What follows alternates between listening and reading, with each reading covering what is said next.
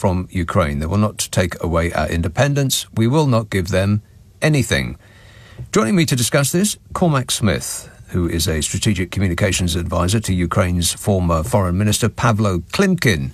Good evening, Cormac.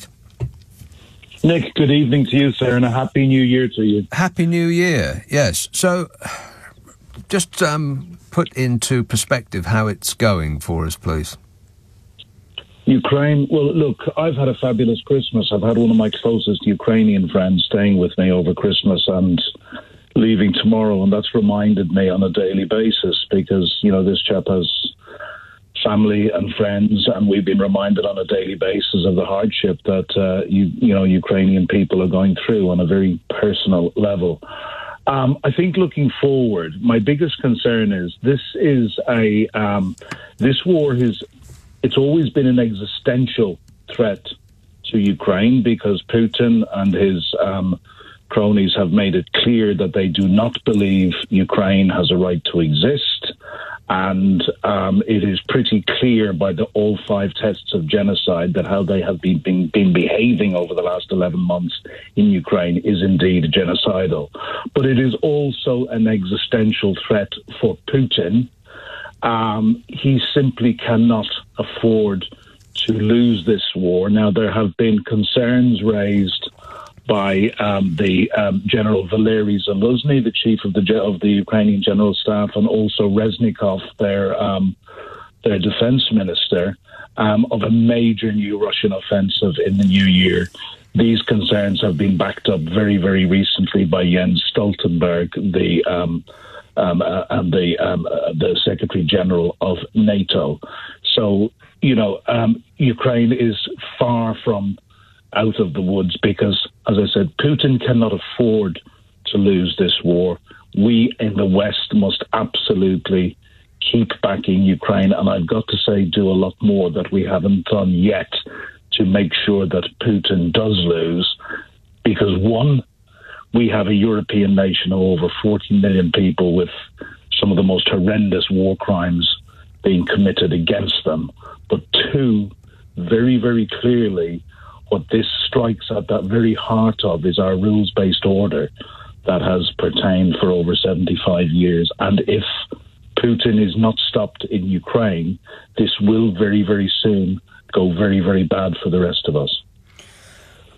Right. I mean, I've talked to an American military, somebody who was high up in the American military, and he said, essentially, the West continuing to help Ukraine is just prolonging the disaster of the war. It's not going to change the outcome because Russia is by far the bigger adversary. They can throw everything at it because Putin leads with an iron fist.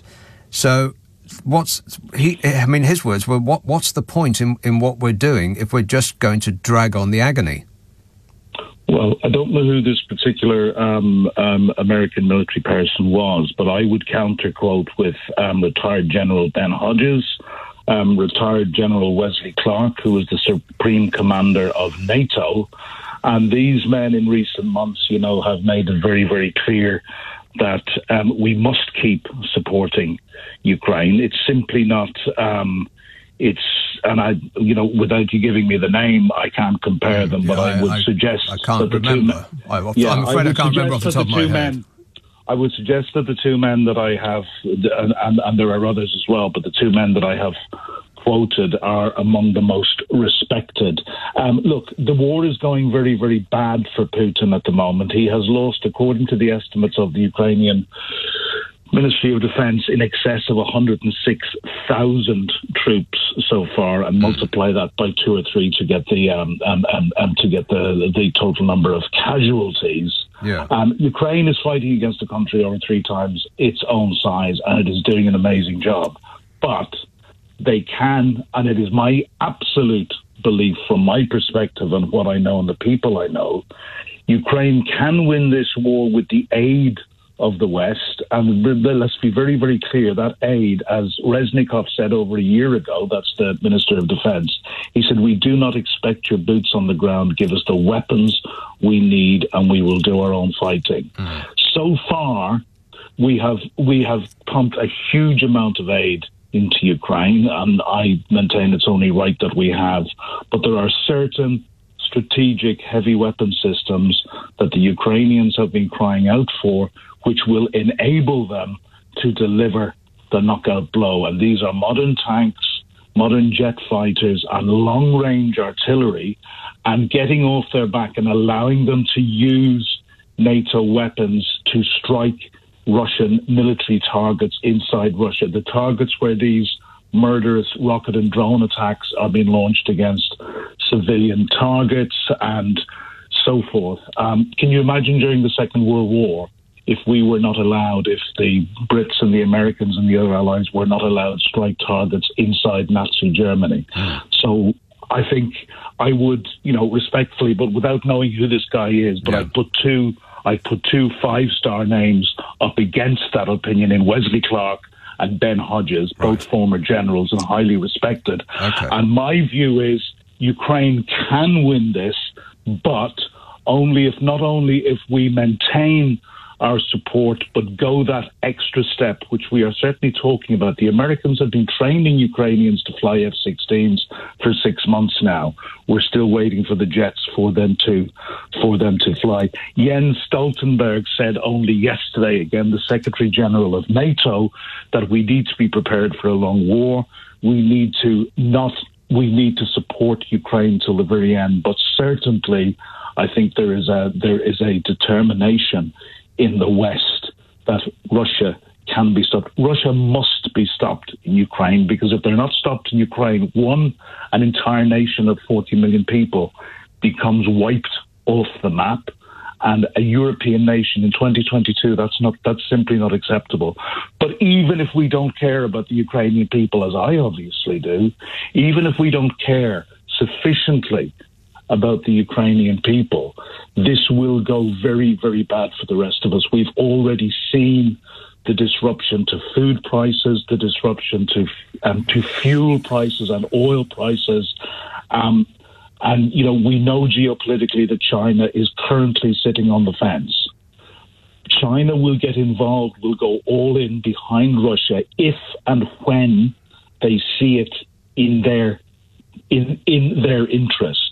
If China does decide to win behind Russia, because Russia is actually been allowed win in Ukraine, then I have got to say, Nick, we are all in very, very big trouble. The problem with all of that, I agree with you that morally we must back Ukraine. The problem is that we're dealing with somebody who is not rational. We're dealing with a psychopath. Vladimir Putin actually appears to enjoy suffering. And as you've already suggested, he cannot lose this war. And he has the one weapon up his sleeve which would stop the war in about 2 seconds flat. And that is a nuclear weapon. And if Putin feels that he is significantly losing, he's going to maintain face, surely, particularly if he's ill, as people are suggesting. He's not going to want to leave this earth in ignominy. He's going to want to leave as a hero. So what's to stop him actually doing that? I disagree with you respectfully on 2 points. I do not think Putin is mad, and there are a lot of things. I think he is bad. There is a difference. I think Putin is very, very rational, and he is driven ultimately by self-interest. So I think it has already, we know, been made very, very clear to him what the consequences would be should he use either tactical or strategic nuclear weapons. Again, I go back and I spoke about Wesley Clark, the former 4-star general who was Supreme Commander of NATO, who said at a conference a number of months ago that we must not be intimidated by Putin's nuclear threats. The West has nuclear weapons as well. The philosophy of MAD, which I grew up with when I went to university in the 80s, mutually assured destruction, still holds. So while I certainly can't sit here, and nobody can sit here and give a absolutely cast iron guarantee that he will not use nuclear weapons, it does appear to be the consensus of people far more experienced, and certainly far more experienced in military matters than myself, that he is very unlikely to do that, because it will rebound very, very bad on him and the Russian people. He is not, he is not the only one that has nuclear weapons. So I think, again, my point is, he is bad, not mad. He is driven by self-interest, and he is being defeated at the moment. That is why, in the last few months, he has turned his ire on soft civilian targets and energy infrastructure targets, to try and both terrorize the Ukrainian people and to try and freeze them during the winter. Fortunately, in a way, so far, this has been quite a mild winter for Ukraine. These are, of course, war crimes, and recognized as such. They pass one of the tests of genocide also. Yeah, as I say, with all due respect, Nick, I must really disagree with you very firmly on that. Putin can be stopped in Ukraine, but if he's not stopped in Ukraine, then we have a much bigger problem. It will be cheaper to stop him now than to have to stop him later. And just finally, if he is, as people are suggesting, seriously ill, do you think that whoever replaces him will be actually worse or better? Worse in order to perhaps ingratiate themselves with the Russian people and, come off as a tough guy? Well, look, my real education about what I call the Eastern neighborhood started about 2013, 2014, when I started to be invited out to former Soviet and communist states to lecture and to speak on government communications, because that was my profession for a number of decades. And I started meeting senior people who were all telling me that actually, as bad as Putin was, and this was 2014, just after Crimea and Donbass was invaded, that there were worse behind him. So I think, in the likes of Prigozhin, who is the head of the Wagner terrorist private military group, and also the guy in Chechnya. We have people who would be vying for power who are, in all likelihood, as bad or worse than Putin. It's certainly not a case of Putin bad and the rest of the Russian people or the Russian establishment good. There's a lot of very, very bad people in Russia at the moment. Good to talk to you, Cormac. Thanks very much for your time. Cormac Smith, who was Strategic Communications Advisor to Ukraine's former Foreign Minister Pavlo Klimkin.